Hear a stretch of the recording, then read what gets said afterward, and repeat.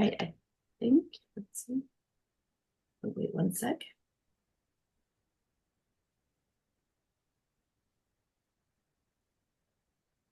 Always takes a moment to connect. All right, so we're live. So welcome, Michelle Manley. I think my VA brought you into my group, and this is our first time actually talking face to face. So tell us a little bit about yourself, because just from the little bit that we've talked, it sounds like you've had an interesting kind of path to where you've gotten. You overcame being in domestic violence and a cult. Yes, So please share whatever you wish to share, and then like how that transitioned into what you're doing now.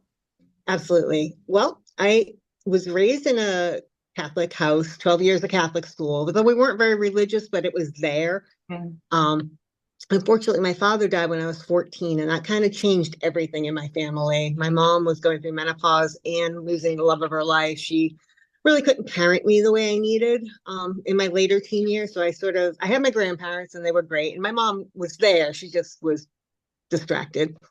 Um, So it left me looking for answers. And I developed some health issues. I developed fibromyalgia and chronic fatigue syndrome shortly after my dad died, which I'm clearly related.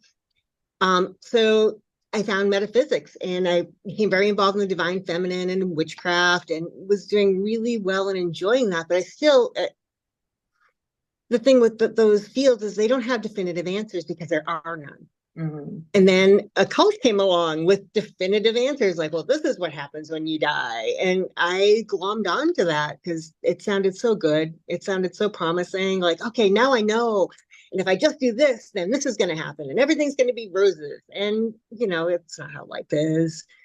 It took me about 6 years of being there. And the whole time I was in there, they kept telling me how rebellious and difficult to manage I was. Well, yeah, because I'm me. That's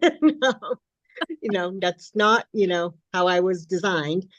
So, and then I left the marriage in 2000, but it had really primed me for left the cult and it had primed me for an abusive marriage because I definitely internalized the message of women being subservient. I'd really internalized the message of my role being a support to a man. And honestly, I think because I had left the church, it took me a while to unravel this many years later. I think there was a piece of me that felt like I deserved it because I left God. So therefore, I deserved the punishment. Mm. It was intense. It was 12 years it wasn't constant abuse, but it was always there. That threat was always there. Very volatile, very difficult to manage. He's since been diagnosed with a lot of mental health issues, which, kind of explains some of it, but a lot of it was a choice. We all have our challenges, how we choose to react to them. In 2012, he actually, it's not funny, it's just so bizarre that it is funny. He tried to run me over with a van Oh, wow. on Mother's Day, no less. Yeah. Best thing that ever happened to me. As bad as it was, it was a line in the sand. Like I knew I couldn't go back. This was not tenable. This was huge. This was public. This was different. This was the end. And that was good. It took me a while to decompress, probably about 2 years of just I wasn't even doing therapy at that point. I was just trying to survive. And then eventually I got had a wonderful cognitive behavioral therapist for a number of years who helped me. And then this was in 2012. So in 2014, I discovered Reiki. And that was a huge turning point. I went back to my metaphysical roots. I started going back to the divine feminine. And that really helped to empower me again to really get back into the flow. And then when I really went into and started studying Reiki, learning how I could influence my energy, how other energies could influence me, I really started to take control of my life in a different way. I've since gone on to study art therapy. I've studied somatics. I've studied sound therapy, crystal healing, and you name it. I've taken a little bit from everything. And it's kind of led me to where I am now. I'm a Soma spiritual mentor and a Reiki master teacher still. And I also do Jungian style tarot reads, and I'm very close to the divine feminine and to the metaphysical. And I don't look for answers anymore. I think at this point I'm comfortable with the questions, and that's such a dramatic change. But I think So it's like we want answers. So I think, it's natural. It's just, if it's not directed yeah, to something in the right ways, because exactly. I think that's like, I know for myself, like all the rabbit holes of research and things and classes, it's because it's like there's that search and that desire to know more, to understand, to like, put, it's like there's things up here that's like it knows something, and there's things here that know something, and like trying to put those little puzzle pieces together. Not that there's a Um, definitive answer, but like there's the yes, kind of stuff. Absolutely. And it's funny you mentioned that because my whole approach to life now is that the universe, interacts with me through my subconscious, but my subconscious interacts with me through my body. So really learning to connect to both energies, both the external energy and really listening to my body has been dramatically changing. I mean, with the fibromyalgia and the chronic fatigue, I also have severe osteoarthritis. I actually just had 2 hip replacements this Oh wow. past year. Pain was an issue. So being in my body was really hard for a long, long time. But now it's very different. Now I meet it as a friend. I meet as a friend with a message, an important message. And that's a very different approach for me. I'm not as squirrely about sitting in my body as I used to be, which is kind of cool. It's nice to see when you can look back and see your own growth, like, oh, look at that. It's kind of nice.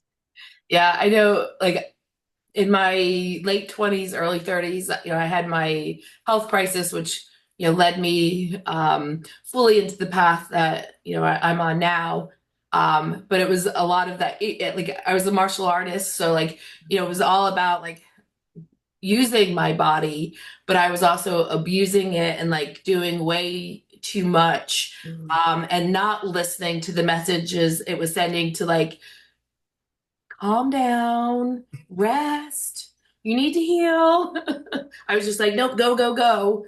And not listening. So I feel you on that, like having to like step back and, what do I really need, and how do I manage that activeness without abusing myself?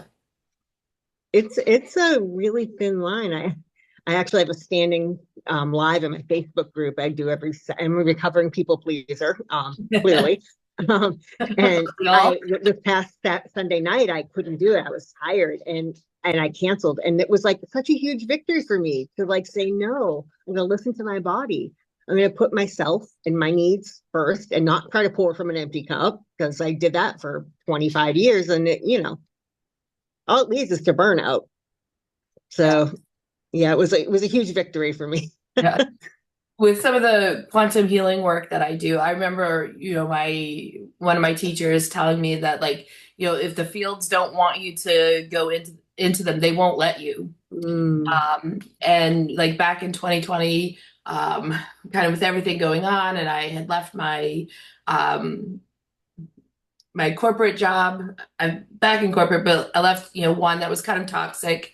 Um, and I was like, I've got to catch up. I've got to like do all the spiritual practice. I was doing, breath work every day. I was doing quantum healing every day. I was taking classes. I was doing all these things. And then I was trying to like go into the fields at night and sit with it. And I tried to go in, and it was just like I felt the energy like literally like push me out and like stand me back down. I was like, what was that? And so I tried again. It was like, nope. So like, it's like if you're not gonna listen, we're gonna make you listen. I Like, feel that oh. way. I feel that way so completely about my health issues. Even the hip replacements, even though it was structural and everything, it was absolutely, there was a spiritual component to it. There was a metaphysical component. Absolutely. There was a huge lesson in there. Like, sit down, sit down, sit down, sit down. And then finally it was like, sit down. I'm like, okay, I'll sit. All right, I'll listen. Exactly. Like, hmm. Um, so tell me a little bit about like the types of clients that you work with. It's funny because I offer three different modalities, so it can vary. When I'm doing Reiki, I take from, anyone that needs Reiki, although I tend to generally find people, or people find their way to me that are searching for something a little bit more. They tend to want to know more about Reiki. They don't want to be passive. They don't want to go and just have Reiki done to them. They want to understand it. It's really neat. I've seen this thread throughout my clients through the years that they want to understand it. They want the big picture, which is delightful for me because I can talk Reiki all day long. So it's great. For my coaching, the Soma Spiritual Mentorship, it's generally women, usually whose kids are a little older and they're finally having a little time for themselves. And they are looking at their lives. They're going, I'm spiritual, but I'm not religious. There's something more, but I don't know what it is. I feel disconnected from my body. I'm in these recurring patterns in my life that I don't like. They're not moving me ahead. Mm. Where do I go from here? And those are the people that end up on my doorstep, which is really fun because there's so many ways we can go from there. Yes, very much. Um, what was I going to ask you? Oh, tell me a little bit. So, like, um, how do you pull from like the Jungian tarot oracle readings, the Reiki, and the sound healing and all these things? Like, how do because I know for myself sometimes because I've got like lots of different modalities and lots of different experiences and um, like being able to put it all together in a way that makes sense to people. Like, how do you use everything or is it more like, okay, what's needed? And so like, how do you kind of put all this stuff together? It's interesting. At the moment with my one-to-one clients is deeply intuitive. I listen to them and then I pull from my bag of tricks, like, you know what you need, or you know what would best help you, or you know where you're at now. I am, however, looking at themes that are going on with my one-to-one clients, and I'm putting together a group coaching protocol. And so this is a little different, and the sound healing isn't really coming in too often, but the art therapy piece certainly is. And whereas the Reiki piece is always there. The Jungian tarot is really fun. It's a little different than your typical tarot. It's not divination exactly. It's really a way to connect to your subconscious and also to the spirit guides around you. So we connect inward and we connect outward, and it's really powerful. Like my clients come away with actionable steps, like, okay, what's the next best step here? And they know themselves better, which is so much more fun for me. Like I could tell you, here's what the card says is going to happen, but let's figure out what your energy needs to be prepared for. That's so much more juicy for me. Yeah. And tell me a little bit about your art therapy because I had a friend who is an art therapist, and I was going through a difficult time. I don't remember if it was before or after my dad had passed away, but like kind of in the throes of whatever angst I was going through. And she had me like drawing and tapping into things. And I just remember like I was really surprised at what came through and surprised at like the revelation that I had from it. So it's I think it's a tool that's not readily used by people because I don't think a lot of people, unless you've been through therapy, may not know about it. I think it's an amazing modality and one that I find aligns so well with metaphysics. Usually with like, if we're going to do an art therapy session with my client, we'll do a brief meditation. We'll get them in touch with their emotions and then we'll just have them play. It gets that inner child out. Get into what's in there. It's so many of us when we think art, we're like, oh, I'm not very good at that. Like, no, no, no, no. That's no creation. The actual art of creation in and of itself is alchemy. It is healing just in and of itself. So, if I can get them to get away from their self-criticism, it's deeply transformative. Some people get stuck in the self-criticism, and that means we have other work to do before we can pull in that piece. But it's it's a magical modality to me. It really and truly is. Yeah, I've gotten into acrylic pour painting just to get out of like that self-criticism of like, I can't like put on paper what's in my head, Hmm. but like I can kind of like feel into the colors that I want to work with. And usually I have like ground selenite that I put into my paints for like that energy.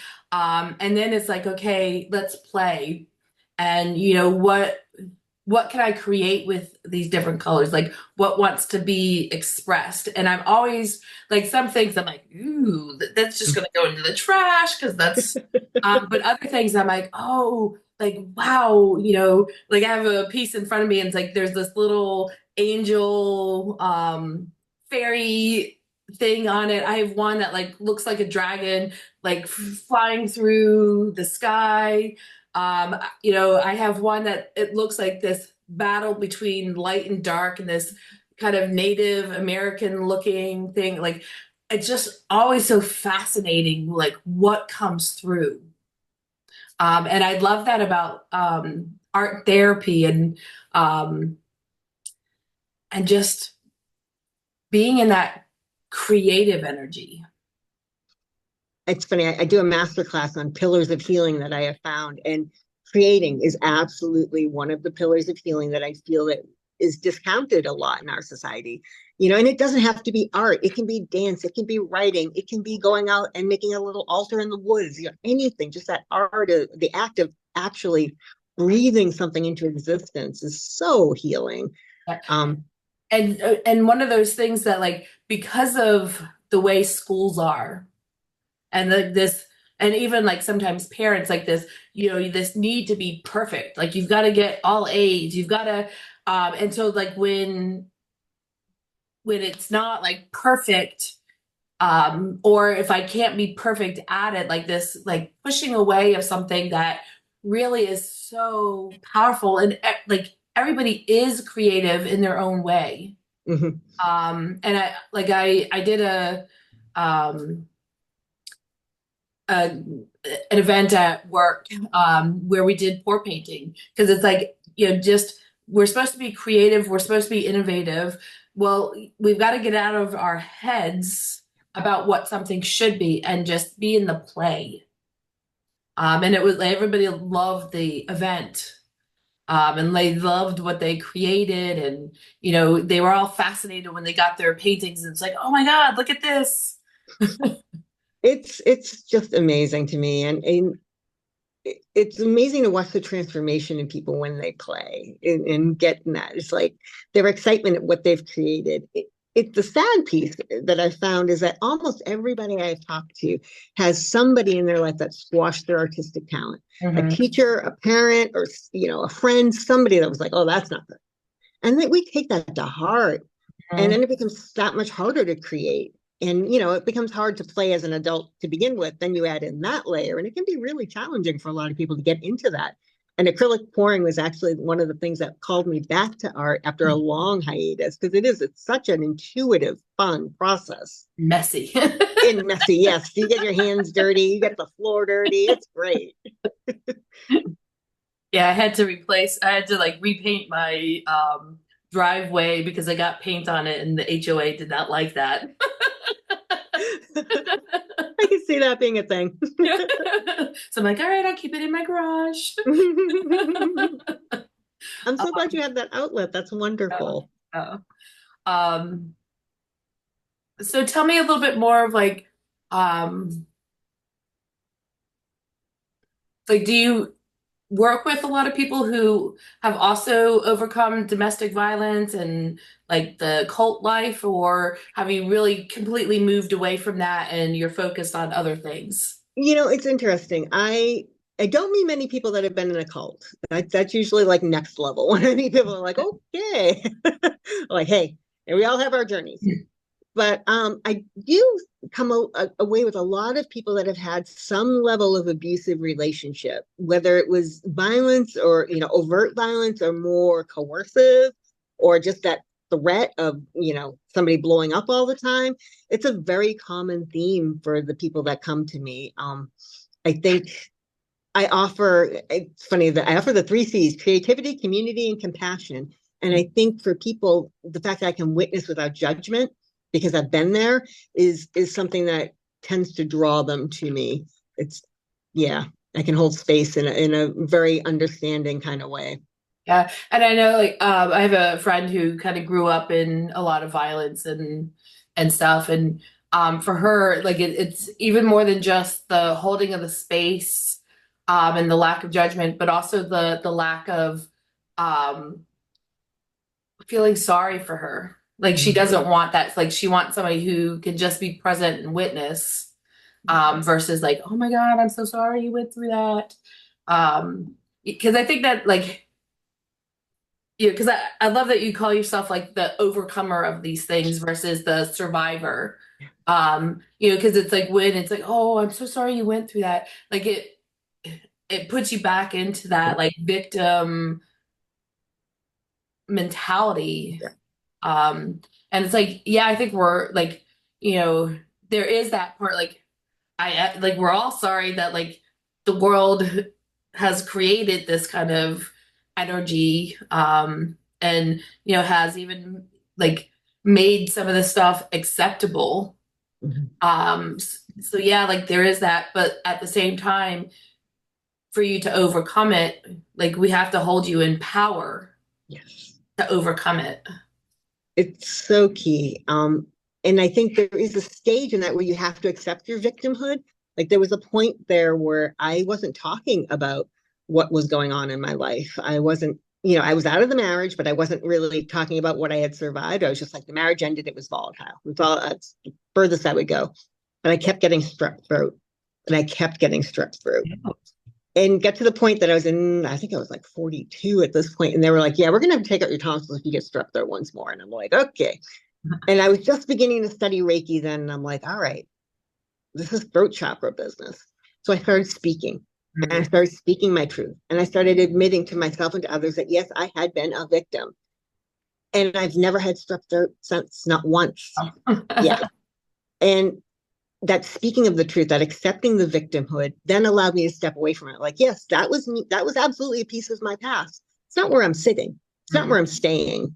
I now can look back on it and it almost, in some ways, feels like another lifetime ago. Like, wow, I had a lot to learn then. And I can look back at myself. For a long time, I looked back at myself with, I think, a little derision. Like, how could you have done that? How could you have gone from being, a women's studies major to being in an abusive marriage? How did that happen?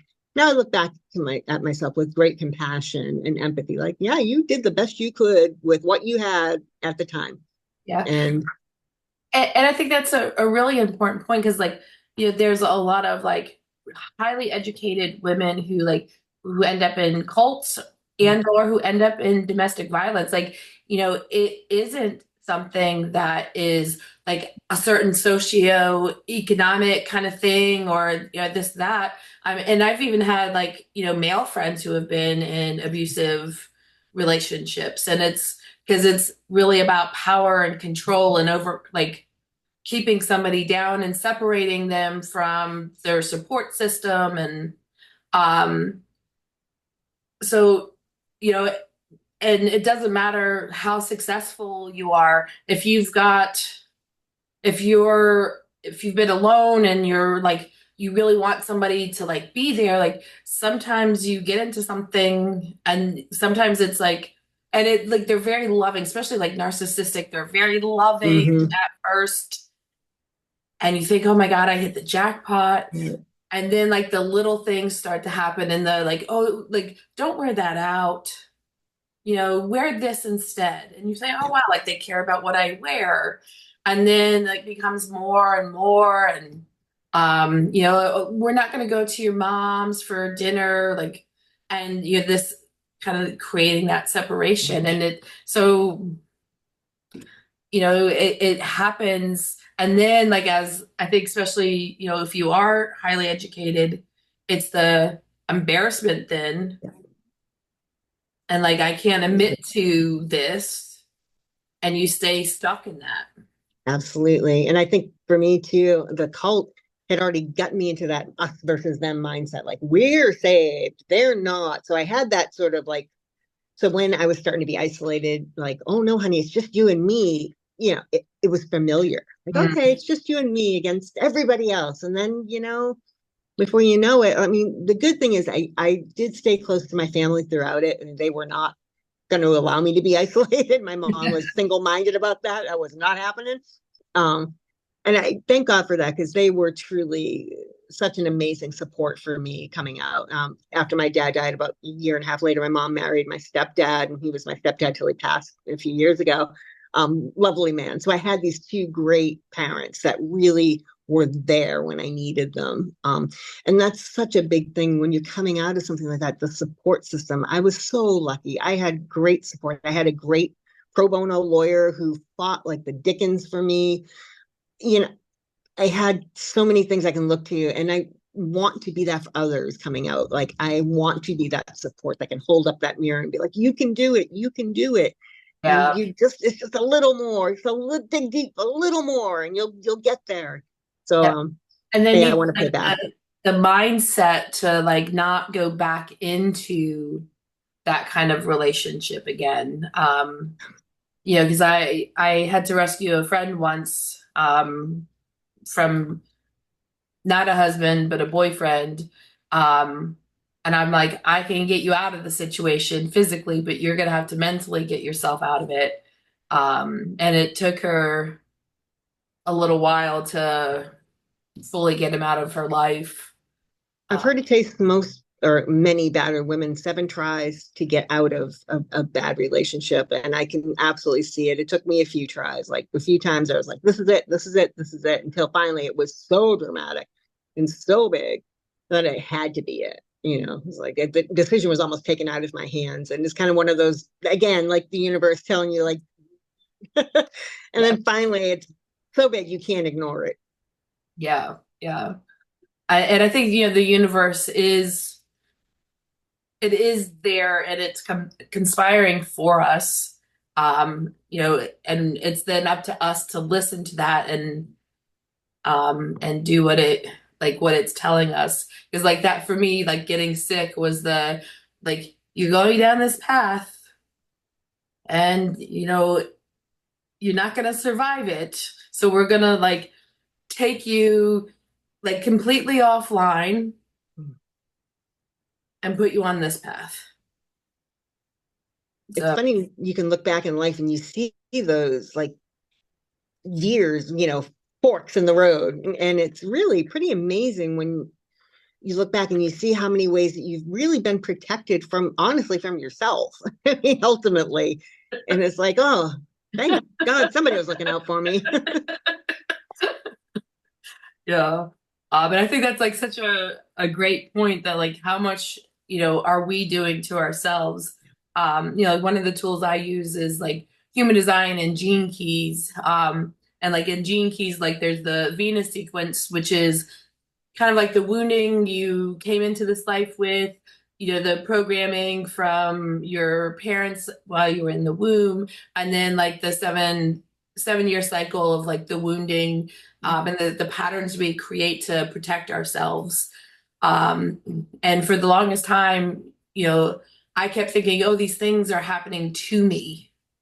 And like I keep having these same patterns with people and they keep doing it to me. And then it wasn't until I had somebody who like really took me through what that was. I was like, oh my God, I'm as much as like people may be doing some of this to me, I'm doing this. And it And was game changer.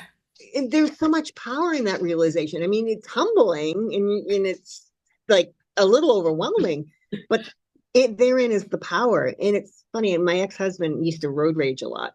And I used to tell him, why are you giving that person so much power over you?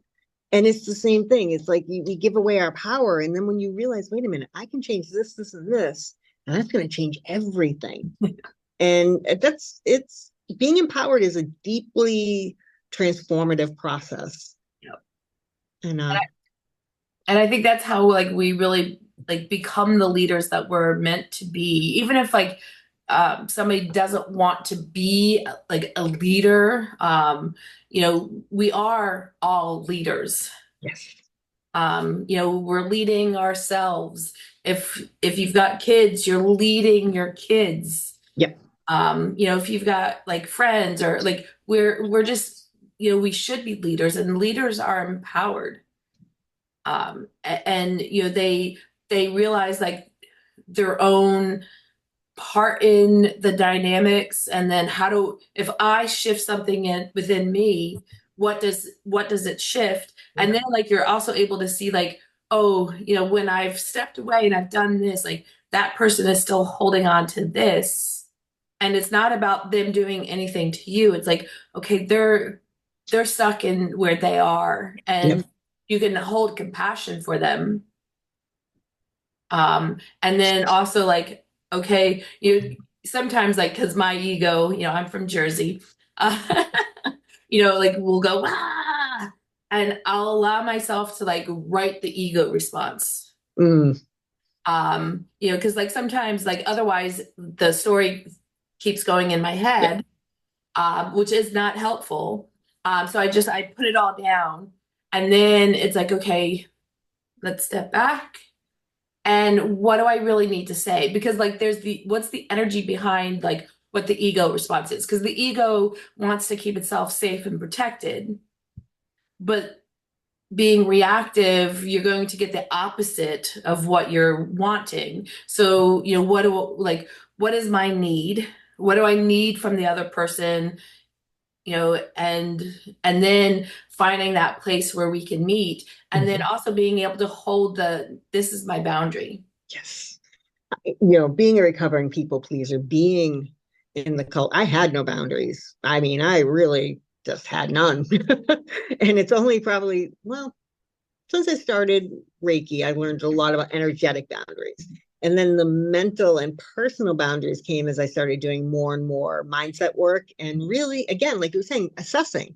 You're doing that narrative therapy, writing it out, looking at it like, okay, where am I in here? What are the feelings, the thoughts, the emotions, and separating them? Mhm. Because I went through life thinking my thoughts were facts. Like, no, those are just thoughts, and thoughts can be broken down to emotions, and emotions are easily dealt with. You just got to be a little tough. You just got to be brave enough to look at them, but they're actually pretty tameable once you're able to do that. Yeah. And go ahead.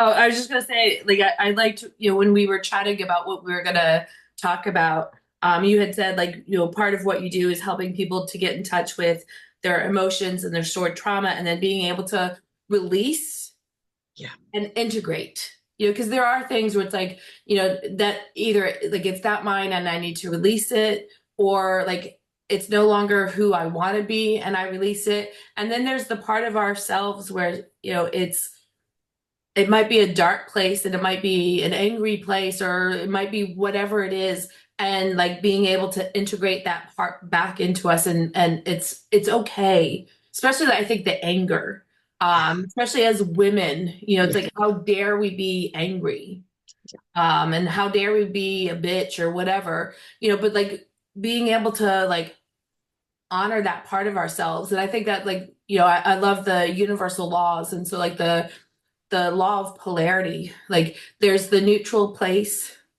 where like I'm the nothingness and everything all at once. And then I can be like the purest, lightest, beautiful being, or I can be like the raging bitch. Um, and sometimes it's like I need to hold that anger, to hold a boundary, to like make sure that I'm protected or somebody around me is protected, because the nice isn't going to get me what I need, and being able to like know which part of myself is really needed. Funny, when I went back into the divine feminine, it was, the divine feminine is absolutely, it's Diana, it's the nurturing, it's the beauty. It's also Kali and Durga and the fierce protectors and the ones that are not afraid to burn shit down. And I think that, people forget that that is absolutely part of the feminine as well. And it's okay to tap into that. Sometimes it's exactly what's needed. Hmm. And to not be afraid of that. This past week, my poor partner, I kept blowing up at him. And finally I get on the phone with my coach. I'm like, this is not like me. What is going on here? And she's like, well, let's dig in a little deeper. And yeah, I had some serious unresolved anger due to some situations, not with my partner, just some situations in the Mhm. world that I hadn't dealt with. And anger for women, as you were saying, can be a troublesome emotion because we're not taught to process it, not taught to own it. Mhm. We're taught to like, oh, nice girls don't do that. Girls are sugar and spice and everything nice. No, we're not. We're full-fledged human beings, and we have good and bad and raging fire within us. Yeah. I'm for all the broken bones and whatnot from, the years of martial arts. I am so grateful that like it gave me the outlet to get some of that anger and energy out of me in healthy ways. um, and to even own it, and own like as a woman holding a presence, because I was teaching, and having to like hold that space and that presence against men that were like bigger and stronger than me, and like learning to not be afraid of that. Mm. Oh, Um, that's beautiful. Yeah, I remember like when I tested for my black belt, I was like the only girl. And one of the guys, he said like, he was a big guy, like brick wall. And he said that at the end of the exam, he was like, at first I was really bummed that I didn't get you as a partner because, I was thinking it'd be easy. And then I saw you throwing all the guys and I was thinking, thank God I didn't get Megan. That's awesome. I love it. I love when women being in their fullness of their power can open up the eyes of the people around us to the fullness of women in their power, which is something our society has never seen. Yeah. And, it would be a dramatically different society. And, I do hope we get there. I feel like in some ways we're regressing a bit, but I think sometimes we got to regress a little bit to be able to like come back into our power.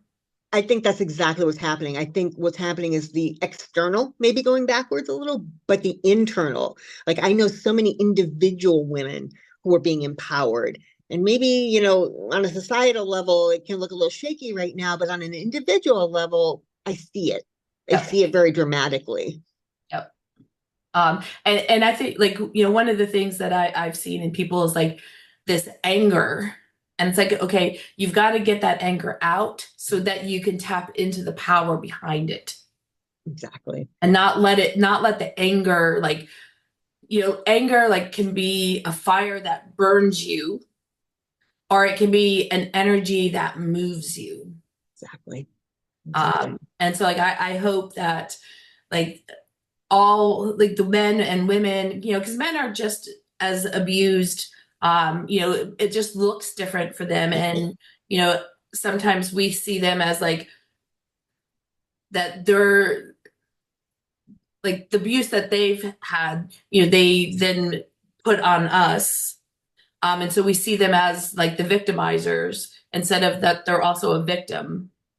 And being able to like again hold that compassion and push that energy out. And I think even speaking of like the divine feminine, I think for so long as we've been trying to heal ourselves, we've then been trying to heal our partners or like men in our lives. And it's like we need to say enough. You need to heal yourself because Mhm. us healing you is not working. No, And we keep re-victimizing ourselves by playing that role instead of being like, I'm not going to be in a relationship with you until you, and if you don't want to, I will not be in a relationship with you. And I I, will find somebody else who, is doing the healing work and loves me because I will no longer accept this. And the more that the women say, we will not accept that, the more the men are going to be like, oh, I have to change to receive what I actually want. Mhm. And I hope that that's what starts to happen. Because like that's, in a lot of my posts, it's like we need to do the healing work. And it's a deeper healing work than what we've been doing. Yeah. And we got to find the root cause of this stuff and really start to unravel and, collapse out these timelines that we've been on as a collective. Yeah, it's you hit on so many important topics. When I came out of my marriage, I was very angry at men in general, all of them. Yeah. You had testosterone, except for my son, he was okay, but everyone else, not so much. And coming to know men that are doing the work, that are doing the healing work, I mean, they really fill me up because it's harder for them to access those resources. It's harder for them to even find other men that are going to guide them correctly. And the ones that are out there seeking that, and I do know a few that are out there leading that. I mean, what lights they are and how important they are in this new world that we're going to co-create in a different way. And amen for them. Yeah. They're very important to me. My friend D is like, he's one of the divine masculine men, and I am always so grateful for his friendship and the things that he's doing, and I love him to death. And like he's always my shining example of what men can be. Oh, and don't we need those examples? They're so wonderful. And he was there for me like when I was going through a lot of stuff, and like gave me a shoulder to cry on, and like I'll forever love him for that alone. And even to, like, to witness him express his own emotions as well, and to hold space for that. And um, I so hope that like men can see what's possible, and and even for women to like be able to hold that space for them and be like, and not be like, oh, how dare you cry, like you're supposed to be a man. And it's like, no, let them, like where we've had to express our anger, they need to express their sadness and their tears, because they've like their entire lives like, buck up and be a man, men don't cry, so they need to. Yeah, absolutely. Again, it's going back to what I was saying earlier about it being the full breadth of the human experience. You hit the nail on the head. Women are denied their power and their anger. Men are denied their sensitivity and their emotions. And it's heartbreaking on both sides to see that, because, both sides are being hamstrung here. No one's winning. We as a society are losing here. So but I do see it shifting. I see it shifting in pockets that I think are glowing brighter and brighter, which gives me great hope. Yeah. And speaking of like your son, like how, because I'm assuming he was there like through the domestic violence. So like, how have you helped him to like not take on any of that energy? And like, how are you helping him to like, become one of those men that like are going to be there in loving ways, and also have his needs met in proper ways? Like, what are you doing as a mother, and like helping other women to like be able to be that beacon for their sons and even their daughters? I think, again, it's holding space for them to have their emotions. I talk to my son a lot about that. Like, if he's a deeply feeling kid, and I'll be like, so do you need a hug? Do you want to cry? What's going on? And to definitely not do that whole man up nonsense, and to really listen. And I think the more they see me being comfortable with my emotions, the more it makes them comfortable. It's definitely like, I noticed it when I was back in the marriage, and I had been conditioned that if you had big emotions, you went into your room and you processed them. You didn't process them around other people. You took that outside somewhere. And I was doing that to my kids. And I realized it right after the marriage failed. I'm like, oh, no, that's not the message I want to give them. I want to give them the message that emotions are just emotions. And you don't lash out at people. But if you want to cry in front of somebody, there's nothing wrong with that. And I think that general shift in the whole house has really helped my son And we're very close. There have been a lot of apologies from me to the kids for things that I mishandled. I think that that's incredibly important, that they see me as a human that isn't perfect, that doesn't think she's perfect. I think that coming to them as a whole human, imperfect, doing the best I can, um, it changes the dynamic dramatically. Yeah. And I love that you apologize because I think that's the biggest thing. My friend and I we went out to eat, like it's been a couple months. And I remember there was a family at the table and the guy ended up like, I guess snapping at his little girl because she wasn't like moving, so he couldn't get out of the table. Um, and she got really upset and she told him like she told him the reason why she didn't move. And once he realized what it was, he apologized to her and, said, baby, I'm so sorry. Like, I didn't know that's what you were doing. And please forgive me. And like, as he was walking out, I stopped him and I said, I just want you to know, like, that was the most beautiful thing like I've ever seen. And, and that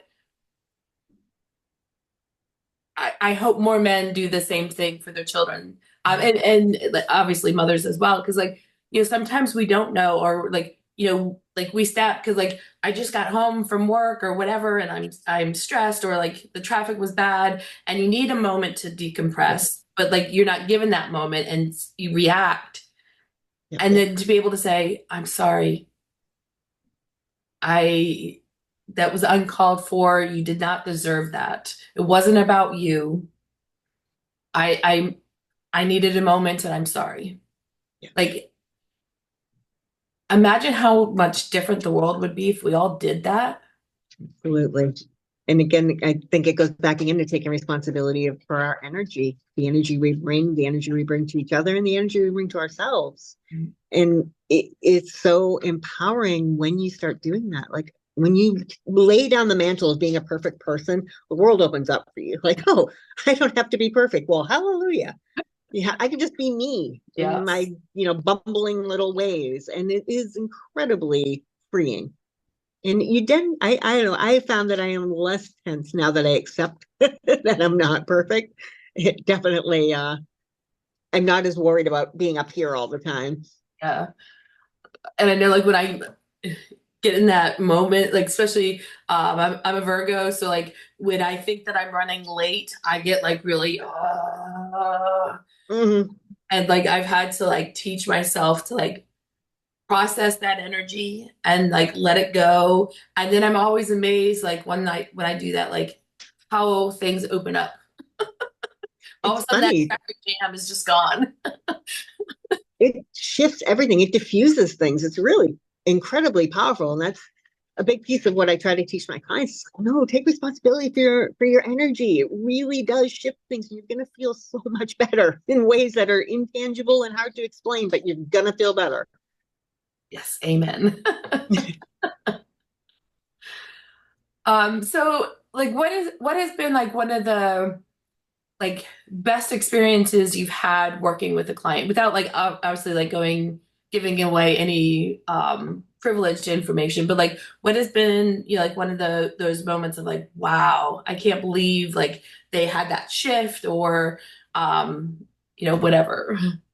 I have a client I've been working with for a while now that is going from, being subjected to verbal abuse to striking out on her own, to being excited about where her life's going to go. And Mhm. that, it's like seeing myself again in a lot of ways. And it just, it tickles my heart to see her becoming more and more. And she's at the point where she's wants to strike out. She's not sure how it's going to happen. She's taking the baby steps and she's very unsure, but she's moving forward in her uncertainty. And I couldn't be more proud of anybody in my life. Like, it's like one of my kids. I'm like, yes, you go and you take those, we say baby steps as if like baby steps are these little babies, like just go full bore. They don't care. They're gonna fall. They don't mind. They're gonna just go. And baby steps are huge.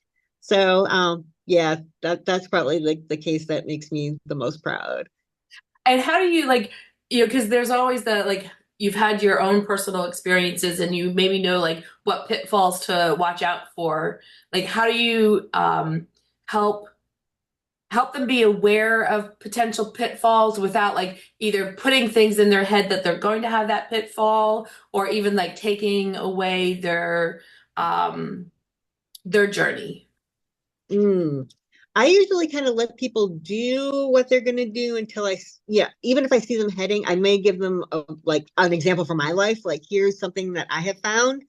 I try not to head people off at the pass, even if I see them going down a path that I don't think is right for them, because I've really come to, the recovering people pleaser and codependent in me has come to see that when I try to rescue people, I'm just hamstringing them from their own journey, that I'm stopping and delaying their lessons. So now I'm just kind of there more as a guidepost, like, cliff ahead kind of thing, but I'm there to pick up the pieces and again to shine a light without judgment. That's so important. Like, I don't ever want a client to feel like I was like, oh, I told you so. Like, no. Not good. No. Nope. So But I think that that's great because I think that's like the hardest thing of like I've been there. yeah. Don't do that. But like they either need to like have that experience to Yeah. because it'll strengthen them. And you know, like they're having that while they have the support Yep. to help them, okay, now, all right, that happened. Because I think that that even, you know, shows us some of our mindset of like, oh, I thought I was going here, but like this is the result of what I got. Yeah. Where's my thinking still wrong? Not or not wrong, like maybe not attuned to really the Mhm. direction I want to go. Yep. And I think we need those lessons along the way. We all do. To show us, to shine that light where your thinking isn't aligned to your highest interest, and it's easy.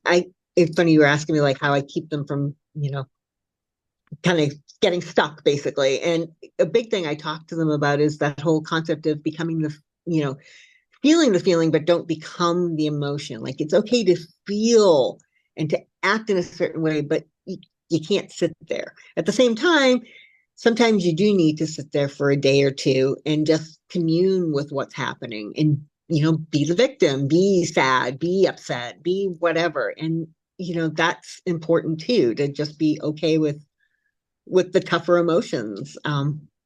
And that's hard, I think, for a lot of us. It's still challenging for me. Like, I'm definitely one that I'll be like, I'm good.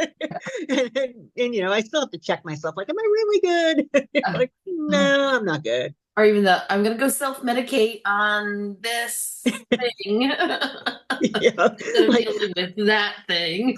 absolutely, absolutely. Like, I think I should go clean I'm a rage cleaner. If I Uh, get mad, I go clean my house, which isn't a bad thing. Like, if I'm gonna be mad, it's better than like breaking a board or, ripping up something. I go and I clean. But still, if I, I find myself actively cleaning in the middle of the day, I'm like, wait a second, something's going on here. the only time I clean is oh, people are coming over. That too. I like to strategically schedule my visits so that somebody's coming over regularly. Um, I'm not that bad, but it's always helpful when people are coming over because it's like I'll do a little bit deeper. Yep, it does help. A little motivation. Yeah, for me, like when I feel overwhelmed with my emotions, it's like food is my like calming, grounding thing. So Yeah, I think for me, it's funny. I tend to go to like mindless TV. Like, I love ghost hunting shows. So mhm. I'll go put on like ghost hunters and just sit there for like 2 hours zoning out, watching them like hunt ghosts. And that feels really good to me. And that gives me the little dopamine rush I need to go back out and, handle the world again. Food was definitely a big one for me. I used to be 300 pounds Oh for wow. a long time. Yeah. So that was definitely, I come from an Italian family. Food is love. Mm-hmm. There was a lot to unpack there. Um, and it still can definitely be Like if I'm really stressed, I'm gonna want a candy bar, and really kind of addressing that. Like, do you actually, will one candy bar suffice? What do you need? I don't want to fully deny myself my pleasures, but at the same time, I don't want to be at their mercy. Mhm. So yeah, it can be a challenge. Yeah. But I think that's like also, again, it's like listening to the messages of like, okay, why am I going down? Like, why am I here? Why am I doing this thing? And sometimes, like, if it's a day, like, you do sometimes need to like ground the emotion. Yep. But if you're like, if it's 2 weeks and you're still doing that thing, Yep. then it's like, okay, like, you know, we need to look at things differently to move forward and change things. And I think too, when you're in that position, looking with the mindset of like, well, how can I bring back my power? Mm. It has been very helpful for me because a lot of times I'll be like that and I'm like, wait a minute, I don't want to be at the mercy of external forces or internal forces that are not conscious. And to really kind of look at, well, where can I consciously take back my power in the situation has really served me well. But yeah, it can happen. You can definitely take those slides down and then you're sitting there going, this is not who I am. This is not how I want to live my life. And it's okay. It's okay. I really love that question though, of like, how do I bring back my power? Because I think that's the first time I've heard that, and I really love that because um, we don't ask that question enough. Yeah. So I love that. We are getting to the top of the hour, so like, if somebody wants to work with you, how do they get in touch with you? And I'll share links in the comments afterwards. I'm on Facebook, Instagram, and LinkedIn, and actually Threads and Blue Sky as well as Michelle Manley. So I'm pretty out there. I also have a Facebook group called Mystic Healing Alchemy, which I'm actually going to add my name to. So it would be Mystic Healing Alchemy by Michelle Manley to make it a little easier to find. That's kind of my little container where I get to love up on my people. Nice.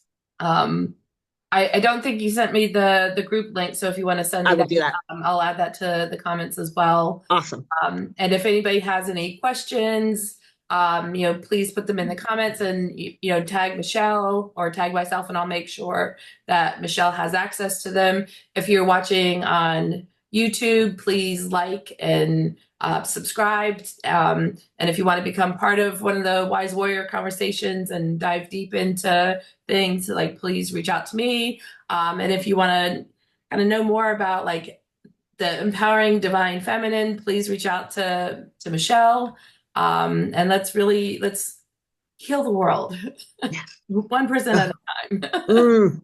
Oh, that feels so juicy. I love it. So, Thank you so much. This has thank been you so much. wonderful. Yeah, this has been a great conversation. So hopefully maybe next year you can come back and we'll talk about other things. Sounds good to me. All right. Well, have a Thank wonderful you. Thanksgiving. Thanks, you too. Take care now. Thank you.